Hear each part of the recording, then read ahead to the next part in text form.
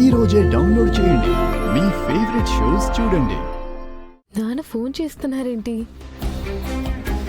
ఈరోజు జరిగిన యాక్సిడెంట్ గురించి నాన్నకేమైనా తెలిసిపోయిందా? హలో నాన్న. అమ్మ బాగి, ఎలా ఉన్నావమ్మా? నీ ఆరోగ్యం బాగుందా తల్లి? అంతా బాగుంది నాన్న. ఏంటి ఈ టైంలో ఫోన్ చేశారు? ఏం లేదమ్మా, రేపు దీపావళి పండగ కదా, నిన్ను అల్లుడు గారిని పిల్లల్ని మన ఇంటికి భోజనానికి రమ్మని పిలుద్దామని. మేము అక్కడికి ఎందుకు నాన్న, మీరే ఇక్కడికి వస్తే సరిపోతుంది కదా. అయ్యో, పండగ పూట అత్తారింటికి అల్లుడు వస్తే బాగుంటుంది కానీ అక్కడికి నేను ఎలా వస్తానమ్మా? ఏం కాదు నాన్న, మీరే ఇక్కడికి రండి. అది పద్ధతి కాదులే అమ్మా. అల్లుడు గారు ఉంటే ఫోన్ ఇవ్వు, నేనే మాట్లాడతాను.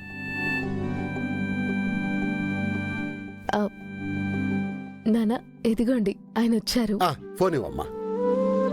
మా నాన్నగారు మీతో మాట్లాడతారంట. చెప్పండి మావయ్య. బాబుగారు, రేపు పండక్కి మీరు అమ్మాయి పిల్లలు మన ఇంటికి భోజనానికి రావాలి బాబు. నేనే మీకు ఫోన్ చేసి చెప్దాం అనుకున్నాను. రేపు మీరు అత్తయ్య గారు ఇక్కడికి వచ్చేసేయండి.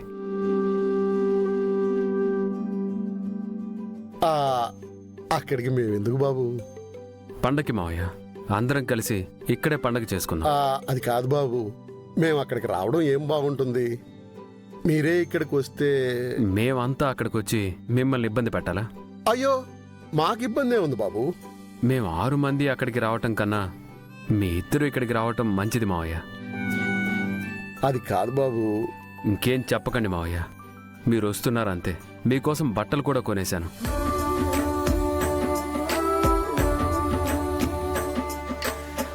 రేపు మీకు ఇష్టమైన పిండి వంటలను చేయిస్తాను.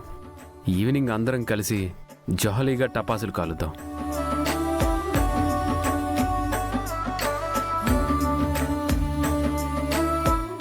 మావయ్య గారు వింటున్నారా? వింటున్నాను బాబు. నాకు 2 కూతుర్లే అని అప్పుడప్పుడు బాధపడేవాణ్ణి. ఇప్పుడు మీ మాటలు వింటుంటే కొడుకు లేడన్న కొరత తీరినట్టుగా అనిపిస్తుంది. చాలా సంతోషం బాబు, మనసుకి తృప్తిగా ఉంది. రేపు వస్తారు కదా, తప్పకుండా రావాలి. వస్తాం బాబు, తప్పకుండా వస్తాం. ఉంటాను బాబు.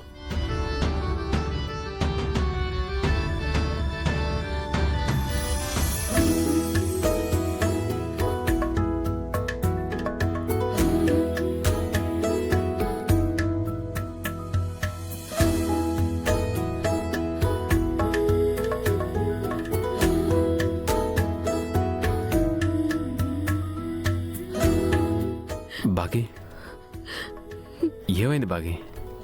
మీరు మా నాన్నతో మాట్లాడుతుంటే ఒక మామ అల్లుడు మాట్లాడుకున్నట్టు లేదు, ఒక తండ్రితో కొడుకు మాట్లాడుతున్నట్టుంది. ఆయన కళ్ళున్నైనా కొడుకునైనా నేనే కదా బాగి.